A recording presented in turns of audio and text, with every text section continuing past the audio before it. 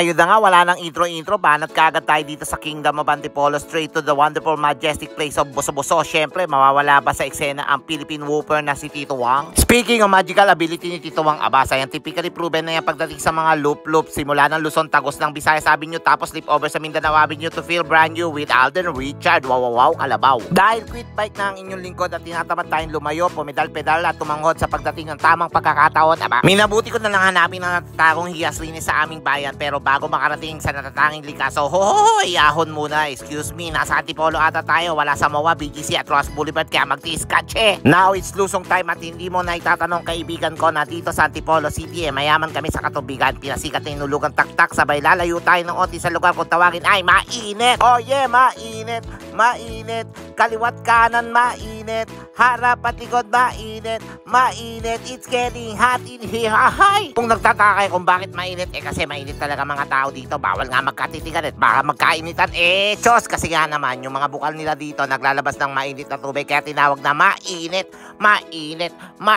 Hindi naman natin sadya yung mga bukal na yan dahil sa dulo ng kalsada, sasalubungin ka ng crystal clear mineral water from the mountaintops of Sierra Madre.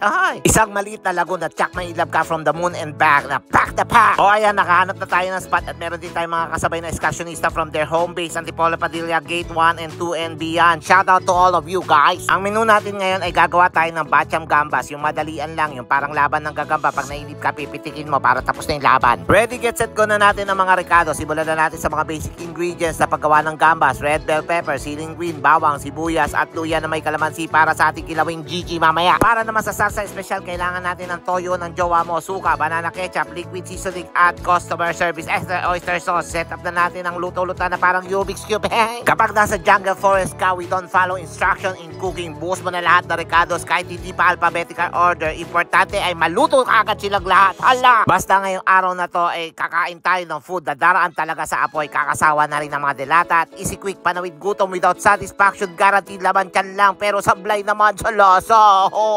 It's a matter of multiple choice. It's what makes you happy. Yung diet paminsan-minsan lang yan because in biking, hiking, trekking, and camping we need a lot of energizer to battery our body. That to me. Kaya do it right and eat some food. Chong, ano ba ang sinasabi mo? Mali ang sinasabi mo. Magaling akong kumanta. Alam mo ba yung pizza pie? Anong pizza pie? Kinilaw to. Kinilaw nga yung kinakain ko ngayon Ay nagsabi sa akin kapag wala na daw apoy, lutuin mo na lang daw sa suka. Ganyan naman ang style ng mga magigiting naman na ragat natin na walang arte-arte. Sausaw suka lang buhay na sa gitna ng karagatan. Parang ako, nabubuhay na ako sa mga ganto-ganto na lang.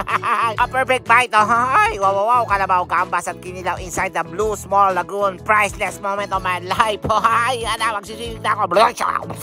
Akala ko ba mainit? Malamig to basahin ko kayo dyan Madami pa natira kaya share the road guys. Share na rin natin itong mga food na to sa mga bago natin tropa na kasabay natin maglialiw dito at matinding pahinig kasi pagpagod ka na matulog ka. Bye-bye!